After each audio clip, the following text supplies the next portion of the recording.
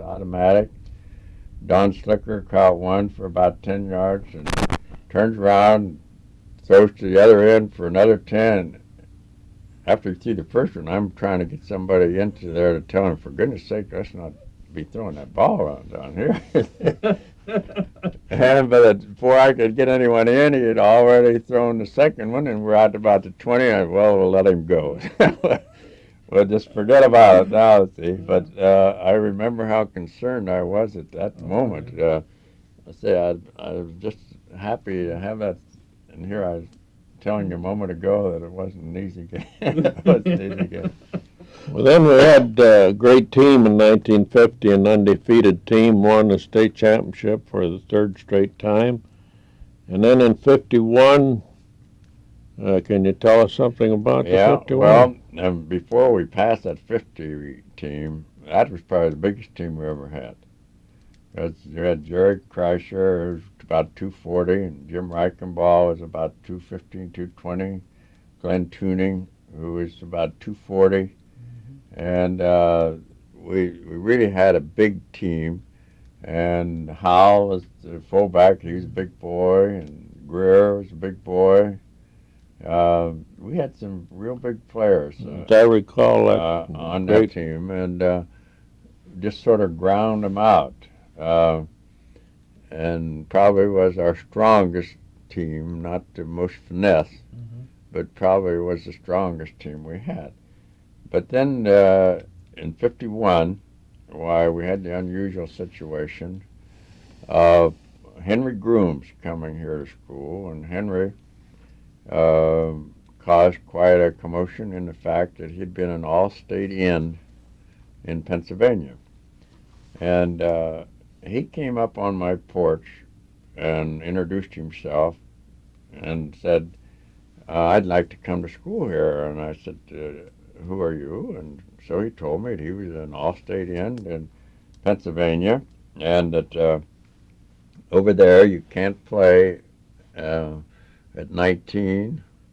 And so he wanted to play one more year, and he'd like to come over here. So I said, oh my goodness, I knew we couldn't do anything like that. And he said, well, if I don't come here, I'm going to go to Steubenville. Well, Steubenville, we knew from experience, was going to have one of their very best teams. And I said, well, now, wait a minute, Henry. So I went in the house and I called Mr. Emsweiler, who was commissioner, and I said, here's the actual situation. This boy had just walked up on the porch, and he tells me that if he's not coming here to school, he's going to Steubenville. What do you suggest I do? He says, well, if you're telling me the truth, that you've never, ever heard of this boy before, well, he has the right, if his parents move into town, he has the right to do that.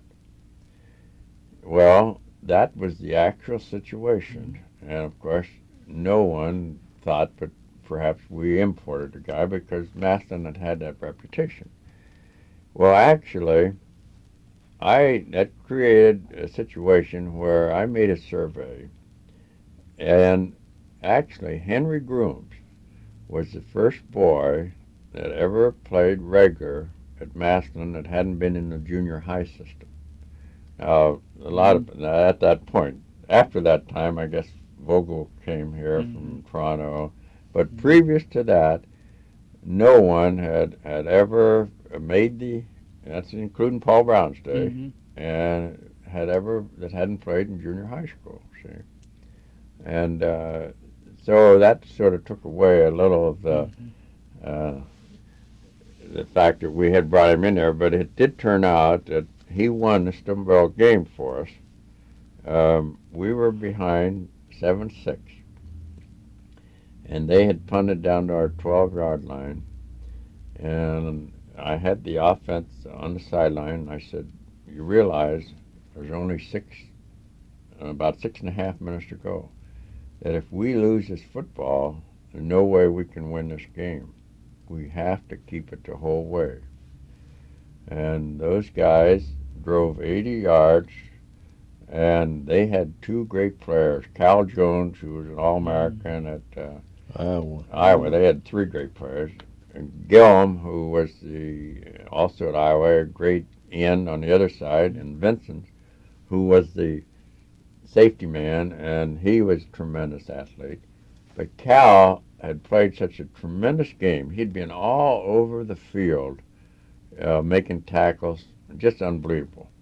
And I told our quarterback every time we had a power play where we double team, I said, every time we need short yardage, go for Jones.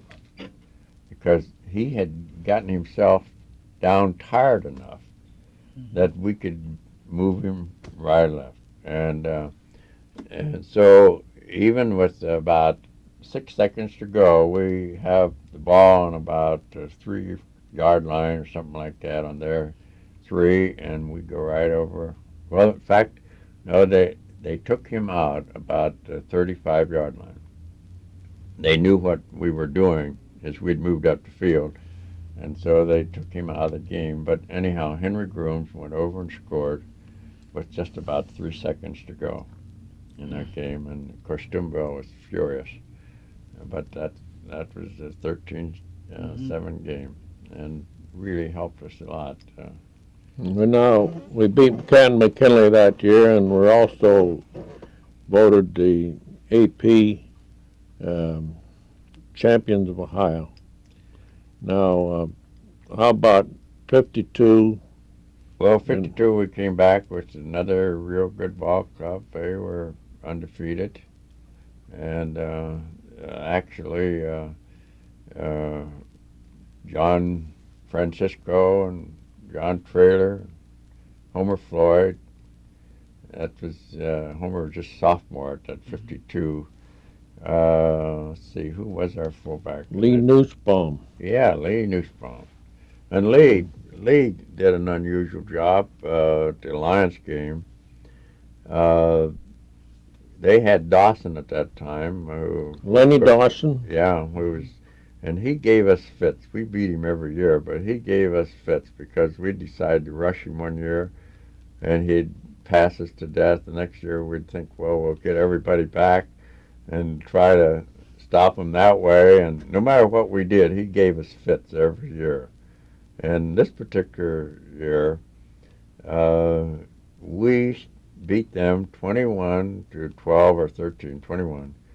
But all 3 touchdowns were on kickoff returns by various. John Francisco made the first one. They kicked off, and the last thing I had said to the fellows, now they had a great kicker. I said, if that ball goes clear back in the end zone, down it, because they could kick the ball down there.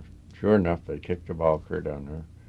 John Francisco, he goes down and he picks up the ball and sort of looks around there, and he takes off. And he ran 106 yards for a touchdown. That was the first score. So we couldn't score. Yeah, and then they finally scored, and they kicked off to Lee Nussbaum. And Lee was playing up at about the 20-yard line. This boy got a bad kickoff, short kickoff, I should say. Lee took it and ran right straight down the middle for a touchdown. That's right. And then they scored again, and son of a gun, if Lee didn't get it the second time, he made 2 touchdowns on kickoff that game. Score was like 26-20. Was it? At Yeah. 26. 26-20. But I remember great we game. had three Great touchdowns. scoring game. It was at Alliance. Yeah. And then your 53 season. We won Well, the now, one championship. thing I got to say about that game there at Alliance, this is the first time that I've ever seen a team beaten. And a guy, if you remember, Len Dawson came to our bench, or to our bus, and we were leaving, and congratulated the guys on playing such a fine football game. And I just couldn't believe that a high school player would have that kind of maturity to come over and say, what a fine football game you guys played, you know? That really showed what a high-class guy Right. Really Right. unusual for a high school boy to. And Len is a high-class fellow. Yeah, Yeah. unusual for a boy Yeah. to make a gesture like that. And then '53 was another one. We had a real fine football team that year too. I think that was at the point that I probably felt that of moving on just the basis. Homer Floyd was a junior, and I just didn't see how we could lose for another few years. I mean, we had boys backed up there that were going to be fine football players. In fact, I think Tom Harp didn't lose, only one game or something, and then Lee Tressel came in, and he didn't lose very many, did he, on that thing? But it just was pretty obvious that we were going to have that, and I think people were getting a little tired of giving me a new Buick. And Well, you won. like that. You won 6 straight state championships, Lost Chuck, 3 and games, didn't he? you lost 157, lost 3 Lost Yeah. 3. during your 6 years at Massillon High School. I heard Jack Mollenkoff say at a clinic one time that the greatest downfield blocking team in football, professional, college, high school, was the Massillon Tigers. I thought that was a real compliment. Well, they were, but we had a technique that no one uses today called a shootout, if you remember, and that's a hard maneuver to make, but the player would shoot out low so nobody could interfere with his getting away from the line of scrimmage. That's the players that had to go downfield. And I don't know if anybody had used that technique at all today. And when you mentioned that, Bobby Dodd, we sent some pictures down there because he was interested in a couple of our players. Georgia Tech. Georgia Tech. And Bobby Dodd said to me when I was going to go to Kansas, don't ever expect to get a college team to block like those boys. That was exactly the thing Is he that did. right? Yes. And this technique, and you see, I didn't realize at that time, but you can't get college boys trained like we had high school players, because these boys came up through the same nomenclature, same technique. Massillon has an ideal situation back at those days, and I assume they still do, of where the junior high coaches had to come to our staff meetings. And so they helped grade our movies, and the junior high coaches had to come and know everything we were doing. And then they would naturally teach their boys the same thing. So, and we used to tell them that we want the boys to have fun. We never believed in having junior high go through drudgery drills of knocking one another down. We always said, we'll teach you a technique once they get to high school. We want them just to love football. And that was the philosophy we worked on, was to have the fellows really want to be on the football team. Now, Chuck, as I look back on your 6 years here at Massillon High School, I think one of the reasons for your great success was that you realized right away that you could get more out of the Massillon football players than probably anybody else. So as a result, you expected a lot out of the Massillon football players. You expected a lot to the point that a lot of times the boys themselves would think it was ridiculous for you to ask so much from them. But you asked it, and then not only then, you graded them on it, which was very important. And then you pointed out places in the movies where actually the boys were doing exactly what you had asked them to do, or at least trying to.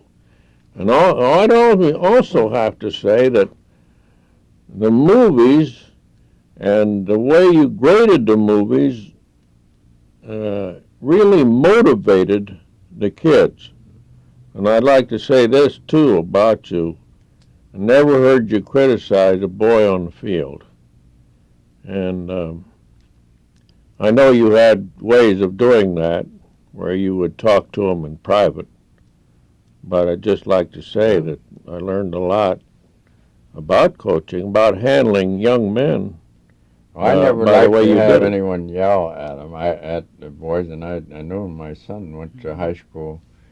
He had a coach who just screamed all the time, and I just couldn't believe that people would put up with it.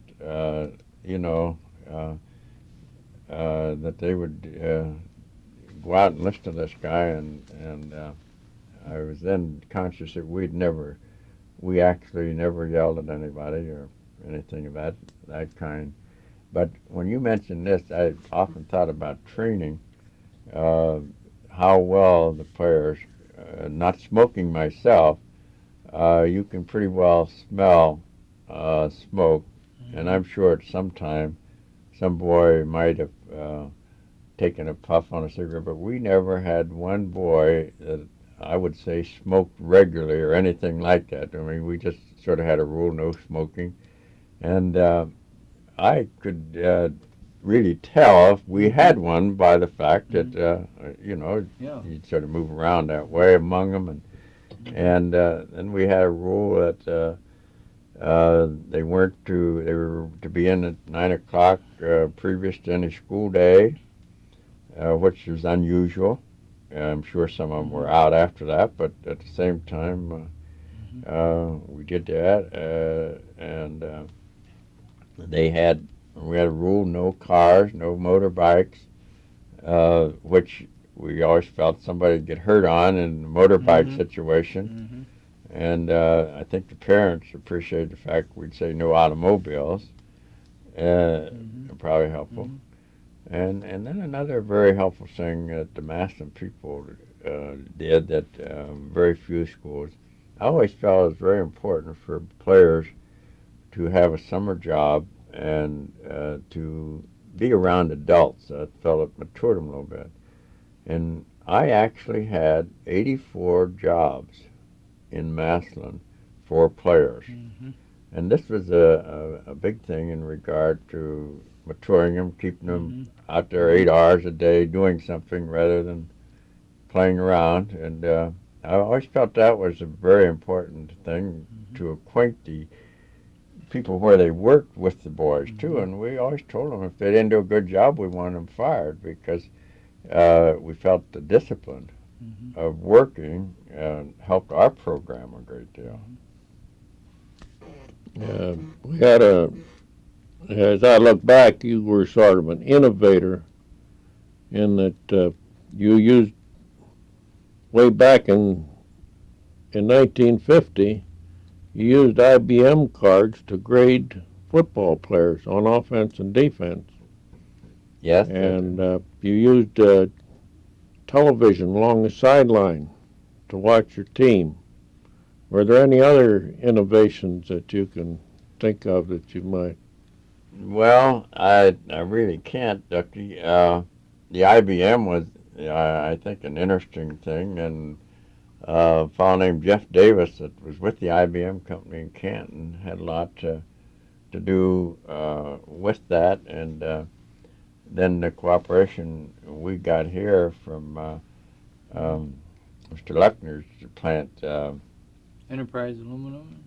And Enterprise used to do the work for us, and the guy, Denny Gleason. Denny Gleason. and, Was it?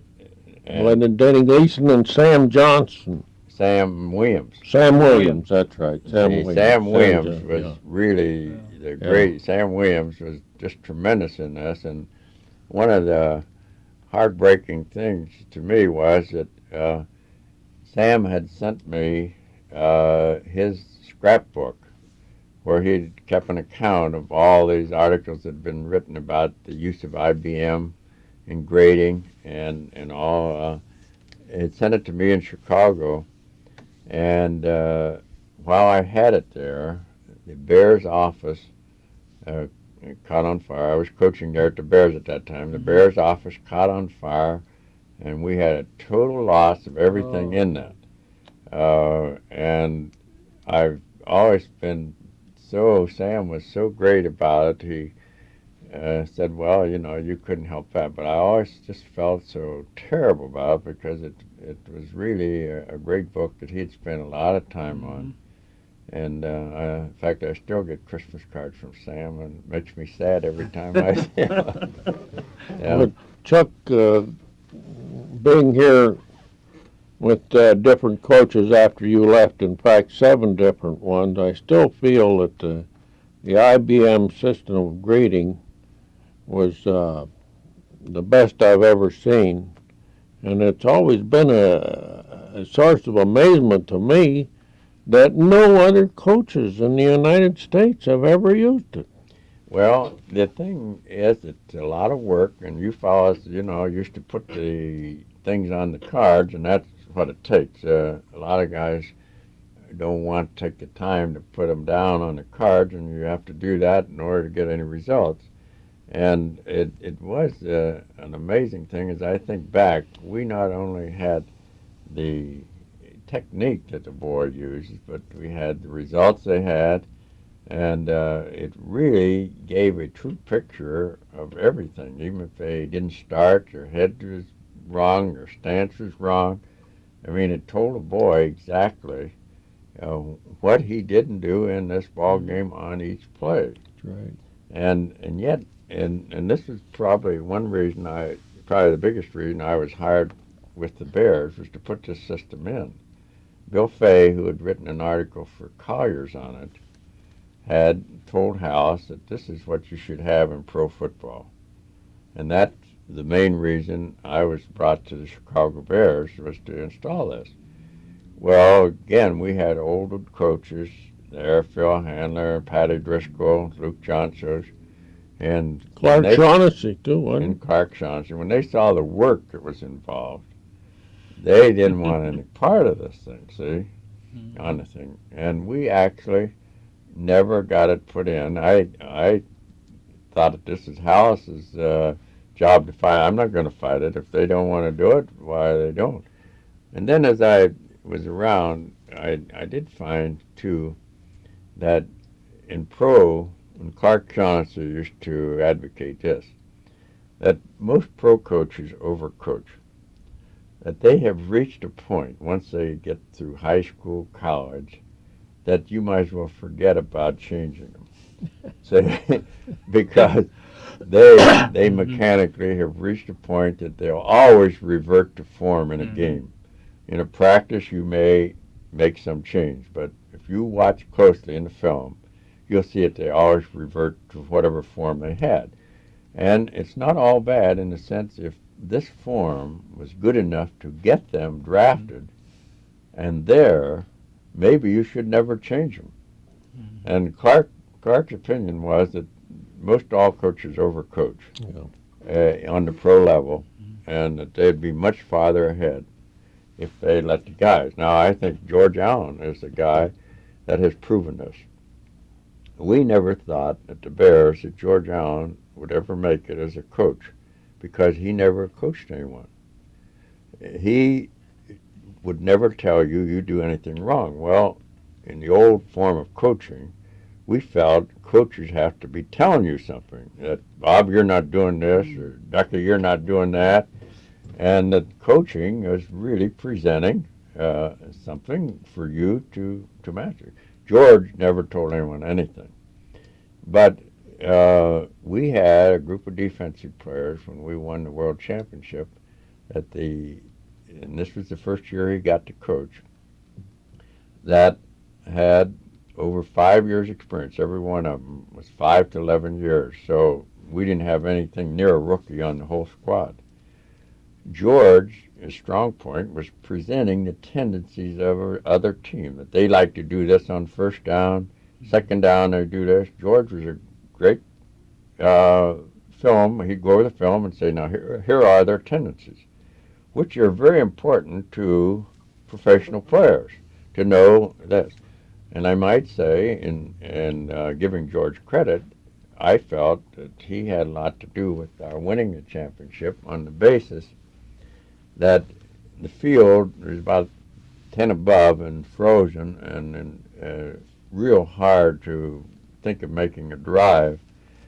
And they got ahead of us 10-0, 10-7, the Giants. But first thing he had known that they seldom scored in the second half. They were an old team too. Most of their scores were in the first half. So we kept emphasizing that if we can stay with them at the half, we should be able to beat them the second half. That was one point. Another point was that on second and long yardage, fairly long yardage, Tittle almost always liked to throw a screen pass. And so we were very alert to that. And actually, the interception of 2 screen passes is what won the game for us. Neither one scored, but the guy that intercepted, Larry Morris, who had played at Georgia Tech, managed to get to the 10-yard line where we did get it in. And Ed Obradovich, he carried one to about the 10, and we managed to score. That's the way we scored our 2 touchdowns, was on the fact that we knew the Giants' tendencies under those situations. So I don't want to take away from George, but he, to me, was the first coach to really do what Shaughnessy would say, just let the guys play. And I verified this with Jack Pardee when he's in Chicago. And Jack was one of the veteran players that George had at Washington, and he'd just say, this is the defense we're going to use, and we had to actually get after one another. And you can see that that was effective. One player getting on the other more than having the coach yell about it, see. And so he said we coached ourselves on defense all the time. Now, when you were at Massillon High School, as I recall, you always liked to play an opponent from different parts of the state. For example, Cincinnati, Toledo, Youngstown, Cleveland. What was your thinking in wanting to play teams from different parts of the state? You believed in playing strong teams from different parts of the state. What was your thinking along that line? Well, I think it's the only way that, a lot of people in Cincinnati, if you never played there, would say, well, those Massillon Tigers, they're nothing up there, because they never did see them. And I found this was particularly true when I went to Chicago, and some of the suburban coaches in high schools, they felt that their schools were like Massillon. I said, you fellows don't understand what Massillon's like. And I said, the only thing I remember, Oak Park, which was your greatest teams ever here, came to Canton McKinley one time. McKinley beat him about 50-0. And that was before you weren't allowed to go out of states. But most people, I felt, wouldn't know Massillon unless you went there and played. And besides, in those days,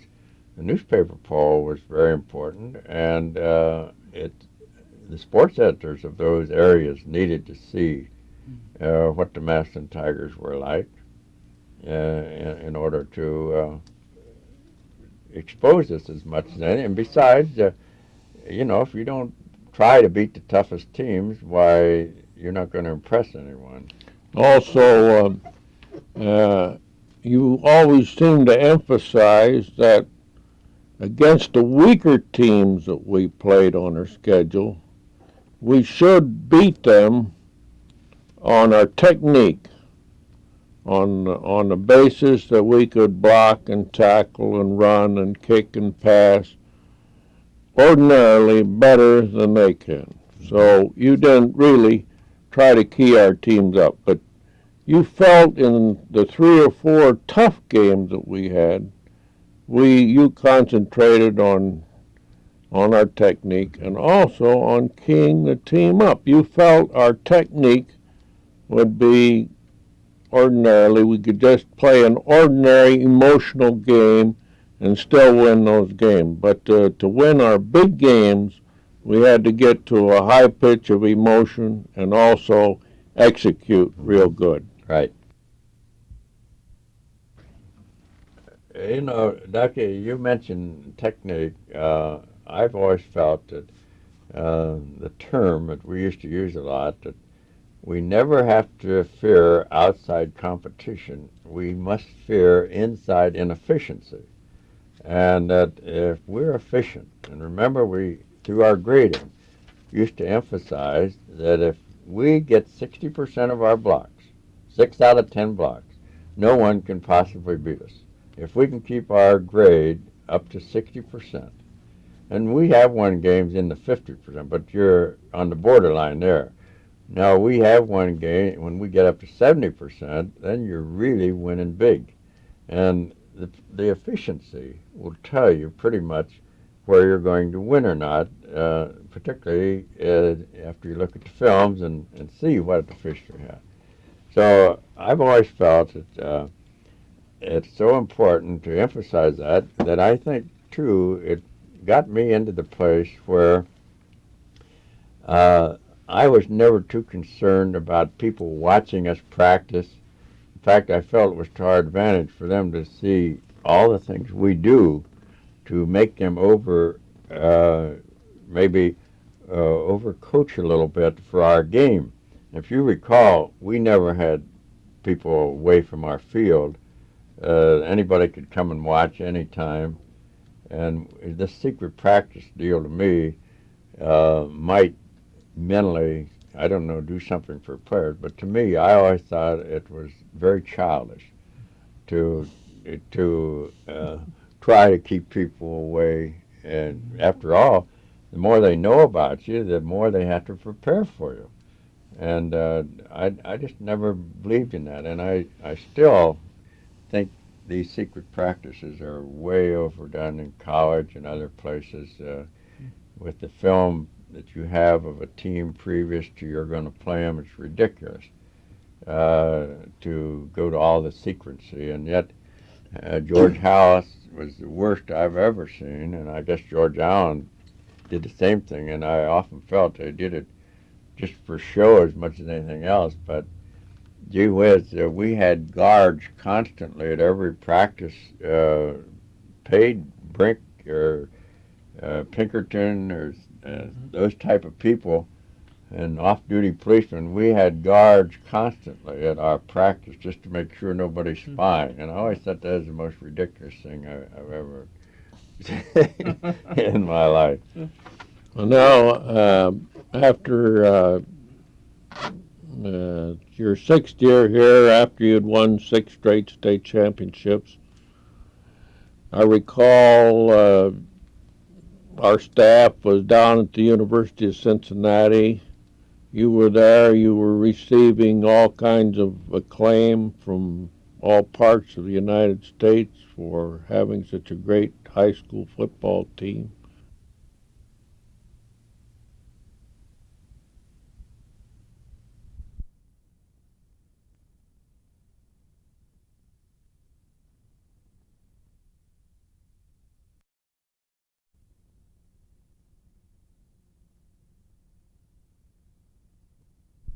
Cincinnati, you were there. You were receiving all kinds of acclaim from all parts of the United States for having such a great high school football team.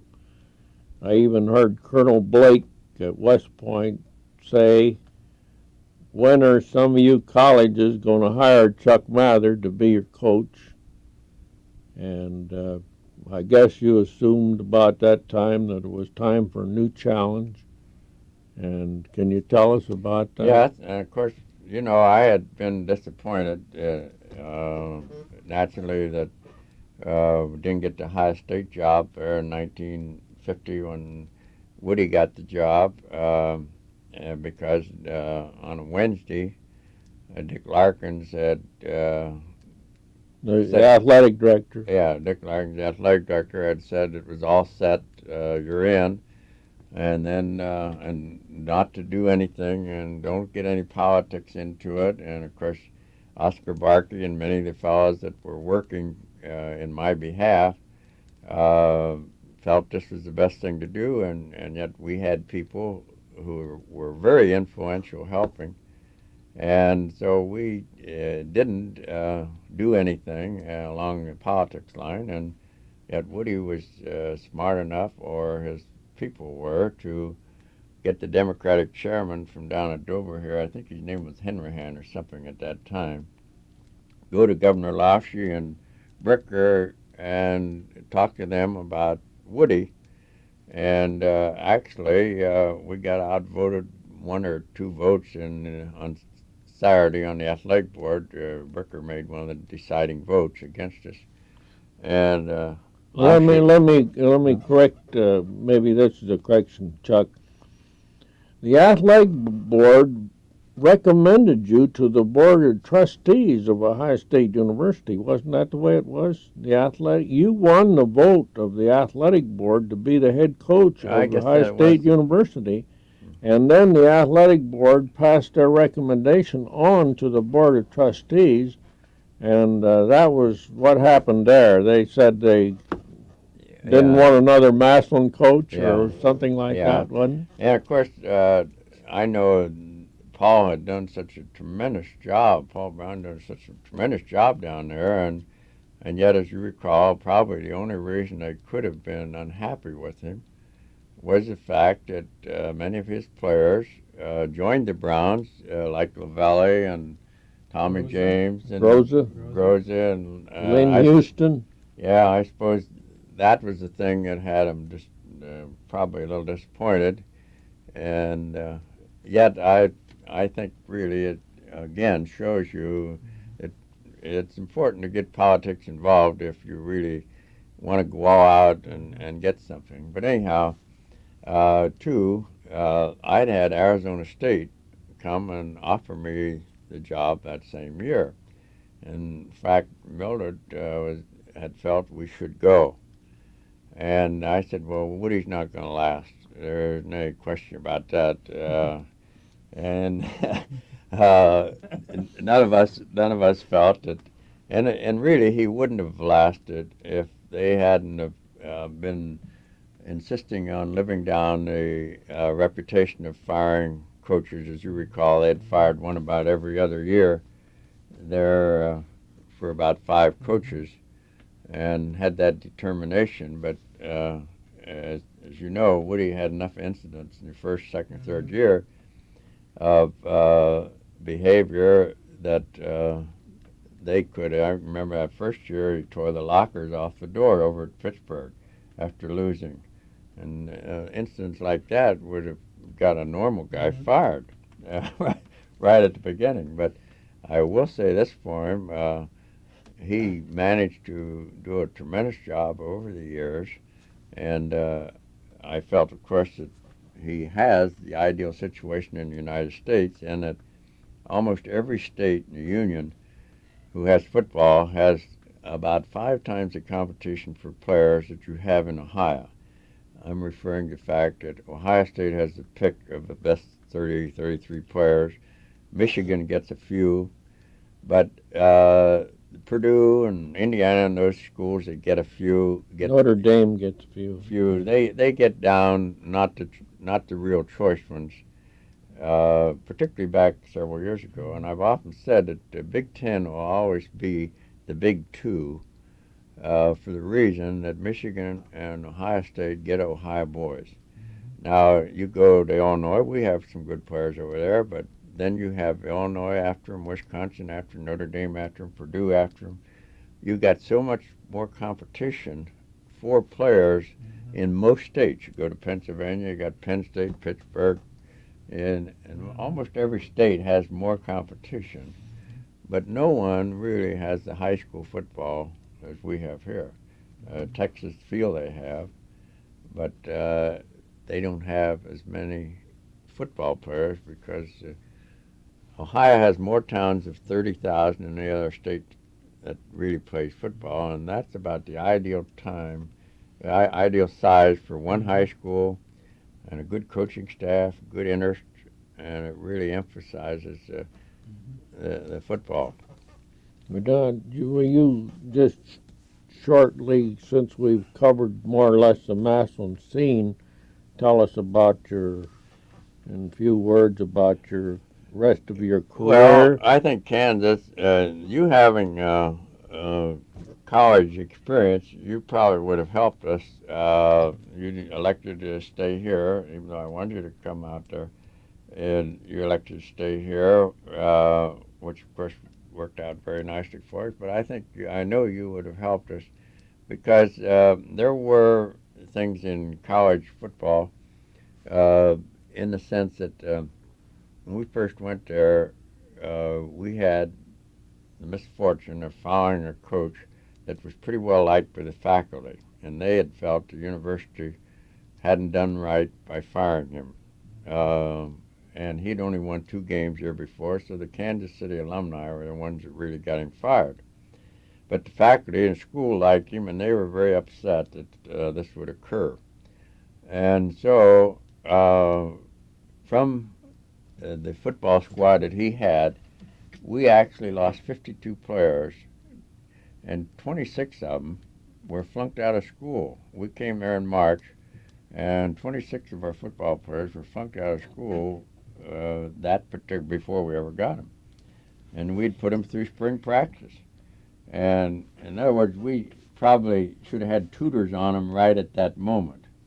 So I actually resigned. I went to the president and I said, "There's no way that you can win with this uh, kind of a squad. We've lost 3 or 4 of our finest players and all." And so I said, I just feel that there's no chance. And he said, "Well, now don't get hasty about this thing." And I said, "Well, it's a sad situation."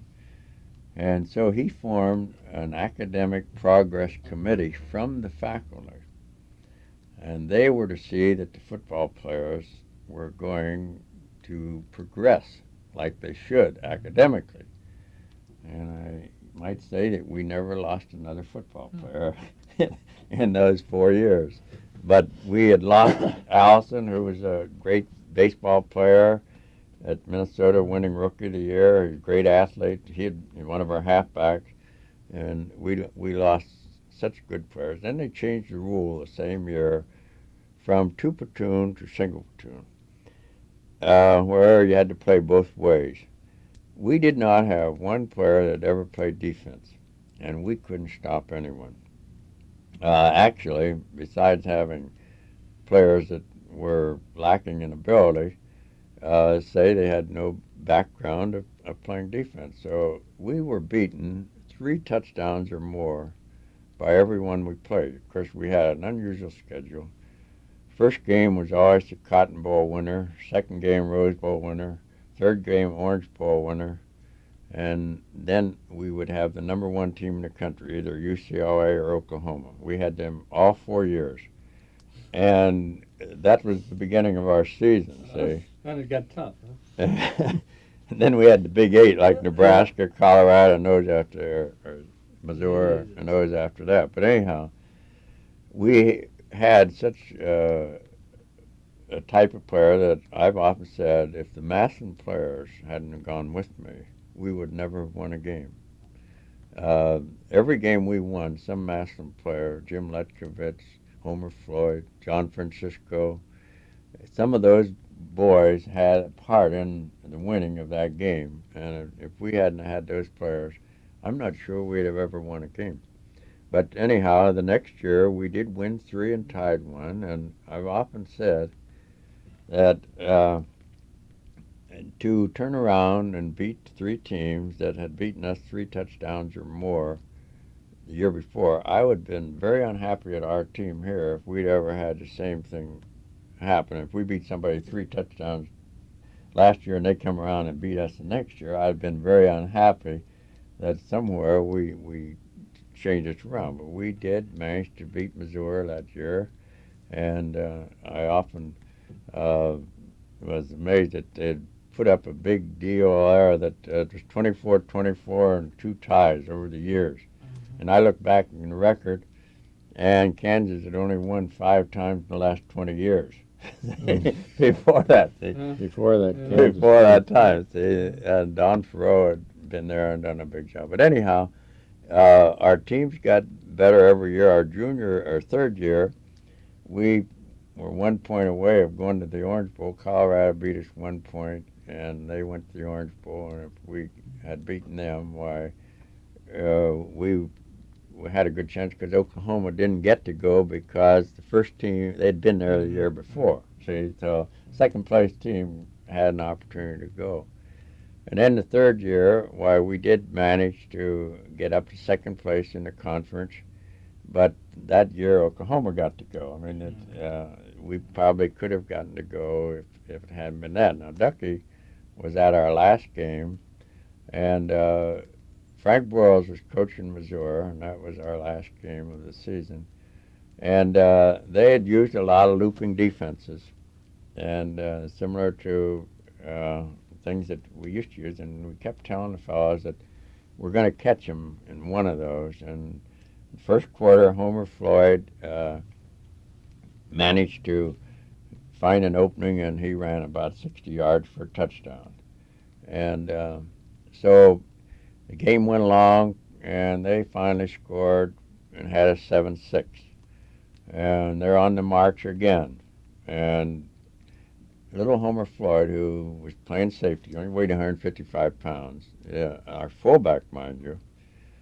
But they only weighed 155 pounds, played safety on defense. And they had a big guy named Hank Kuhlman, who actually ended up coaching the Chicago Bears last year. But Hank Kuhlman was a tremendous fullback. And Homer hit him so hard at 3 different times that he fumbled, and every time they recovered. And they kept moving on us.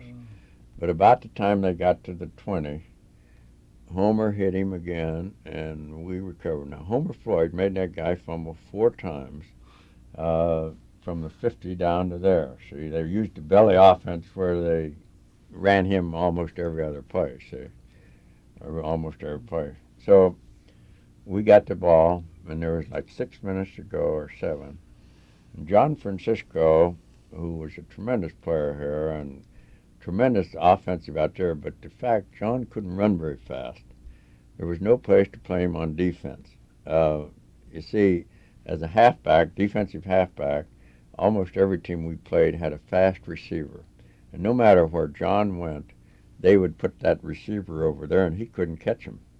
So we just couldn't play John only part-time, although he was a back of his sophomore year. He was a sophomore back of the conference, of the Big 8 conference.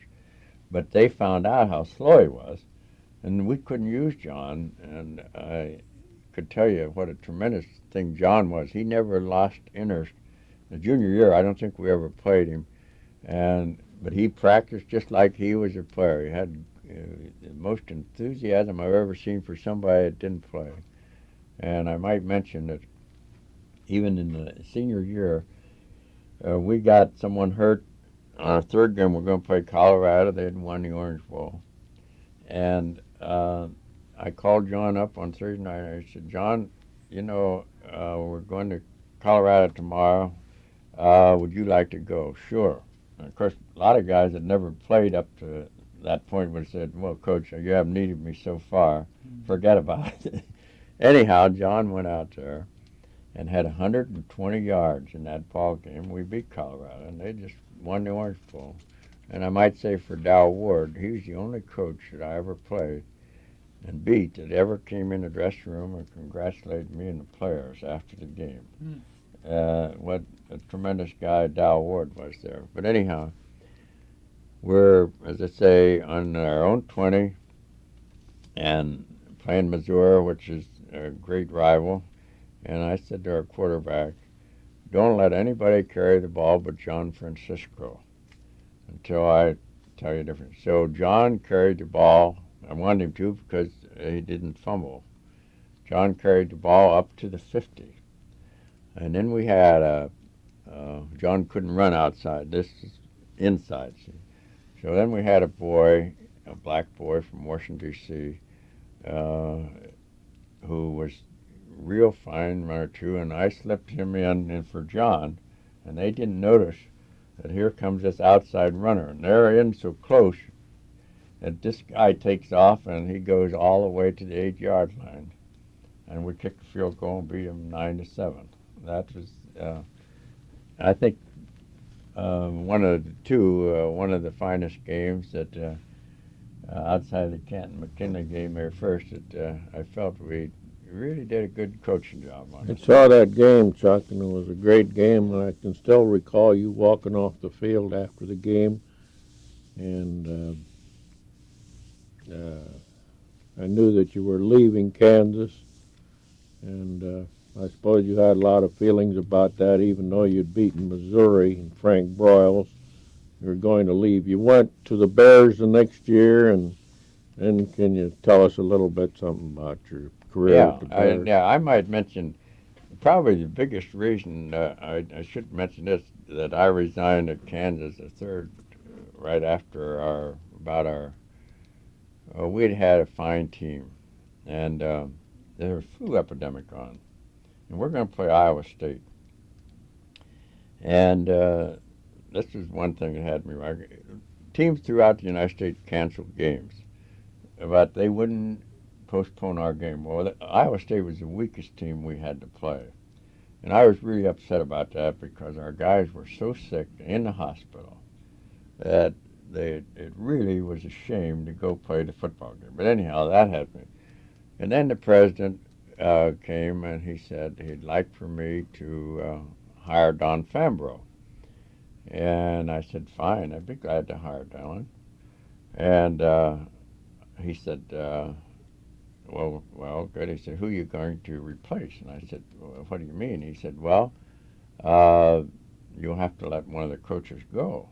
And I said, you mean tell me that you want me to fire one of my coaches to put on another guy? I said, I'll take Don, because I knew Don. He'd been there with the former coach. And he says, yeah, it's very important. He said, in fact, we're not going to get the new lab unless we do this. I said, what do you mean? He says, well, it's $175,000 we're going to get on the new lab, the engineering building, providing we hire Fambro. I said, well, that's all right, but I'm not going to fire anybody. He said, well, Chuck, we got to do something. He said, we can't really put another coach on. And I said, well, no way. And he said, now, Chuck, don't you realize, I can recall so much, his name was Franklin Murphy, and he went there to UCLA later. There's so many facets at the university that sometimes you have to give. And I said, I don't have to give that way. And I said, if they're going to run you like that, there's no point in me being here. I'm going to resign. And I said, it'll only be a couple of years till you'll be out. And he said, oh, I'm going to be here the rest of my life. And I said, well, if they're telling you what to do, it's only going to be a short term, because I said, I've learned this. I have to run the football program. I can't depend on the alumni to run the football program. So I turned in my resignation, much against my wife, Dutch Lundberg, our assistants. But I felt there was no future there if that was to be the situation where you are going to have to listen to the alumni. And we had, as I say, we finished up winning our games. Once we did lose to Iowa State and to Miami, Florida, and the heat down there the next week. But then we finished strong, winning our last games with Nebraska. And in fact, the only time in the history of Kansas University that they had beaten Missouri, Colorado, Nebraska, Kansas State, Oklahoma State all in 1 year. They'd never ever done that in the history of the university. So I felt we did a good job there, but it was very trying, as has been seen by the fact that there have been 3 or 4 guys fired since I've been there. And Jack Mitchell, who followed me, I think had his best years with we had 35 red shirts along with our squad that we left there that I think with the fact that Bud Wilkinson was leaving Oklahoma would have come up very close to where we could have competed with them. But Oklahoma was so tough. They got so many good Texas boys up there, and in fact, Bud was very nice. Every once in a while, some player would want to play and couldn't play for Oklahoma. He'd call me up and say, "Do you need a pretty good football player?" And I had two of his transfers. One of them even became my captain the senior year, and he couldn't even make Oklahoma's football team. But anyhow, that led to the Bears. Mainly, I had planned on coming back to Ohio in insurance, and yet House was good enough to put in my contract that I could sell insurance along with coaching. Otherwise, I would not have gone into coaching anymore because I felt very bitter. I always felt if you did a good job coaching, you could continue almost indefinitely, and yet there are circumstances you run into that prevent this. But anyhow, going with the Bears was a great experience. Coach House was a legend, but when I went there, I couldn't believe it, but he had his practice plans on an envelope that he had received, a letter to start with. He really coached without any of the organization that Paul Brown had or other people had, and this is 1958. We had no practice plans that anybody knew except him. So we did, from there on, I got the job of organizing practice, which I did for all the years I was with the Bears, and instituted film. They'd never graded film or anything like that, and so that was an innovation we put in with the Bears. And on top of that, they had cards that they would hold up for the players to copy down with set defenses on them. And I would say, well, how do you know they're going to use that defense, to coach, that you can't do it by assignment anymore. You have to have rules to go by to cover it. And it was and one reason I hated this is that as offense, I had to carry the dang things around, even when we went on trips. I have about 5 suitcases full of plays, see, and they're heavy. But anyhow, in addition to that, he'd make every player copy each of these down in his notebook, which was time-consuming. And so I got him to put in notebooks for the players and give them these plays rather than to waste their time that. And I would say probably the fact that we got practice organized and got the film going, and then I wrote all the rule blocking for him. Phil Handler, who was the line coach, had never experienced any of that. And as you know here, you and Larry Wartinen and Putz and I, you guys pretty much made the rule blocking. So you might say I put in Massillon High School's rule blocking for the Bears. So that was probably my contribution to them. And the great thing was, of course, winning the championship. I felt that we actually did the best coaching job that year that could be done for the reason that Lombardi was in his heyday. And we decided that if we can't beat Green Bay twice, there's no way that we can win the championship. So we started in January working on game plans for Green Bay. And I'll say this for Coach House, because some of the other coaches didn't believe this was the right way to do it, but he did. And each week during preseason, we would spend 2 days on Green Bay's offense that we were going to use for them.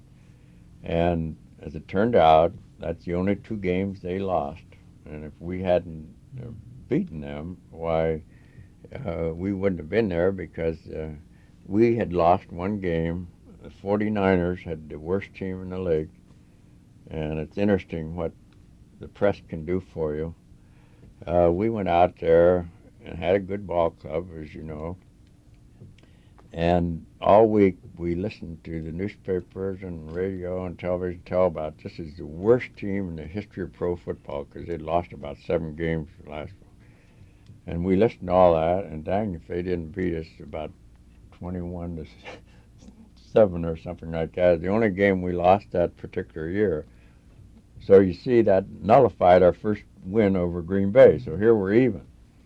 And then we go along and the president gets killed, and we're playing Pittsburgh, and we're behind a touchdown there, and I never will forget it was about 3rd and 19, and we're on about our own 20-yard line, and Mike Ditka caught a pass, and he actually ran over 7 guys, and he got so tired by the time he reached the 20 that he fell exhausted. And he just couldn't go any farther.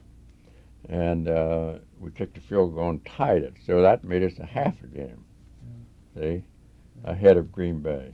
And the point I'm making is the crisis that we had every game, I think, gave us an incentive. We had never a chance to let down the whole season. And as a result of that, why the players responded each week and won the championship. Now, you've been a successful insurance man in Chicago for many years since you retired from the Bears. What can you say to wind this up? What did Massillon High School mean to you in few words? Well, as you might imagine, Ducky, it changed my whole life in so many ways, and getting the opportunity of going to Kansas. We really enjoyed Lawrence, Kansas, and it was a good place for my children to get the academic feeling that you get around the university. And of course, Massillon made it possible through, as you mentioned, our IBM and all that. It's the reason I really got hired with the Bears.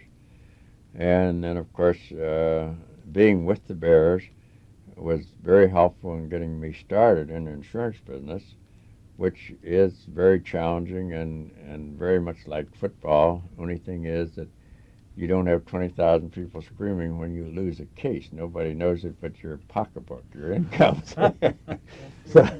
So I would say that Massillon was just the most tremendous place I ever was in my life for that period of time. Thank you, Chuck. Listen, thanks a million to Yeah. both you gentlemen for coming up and doing this. We really appreciate it.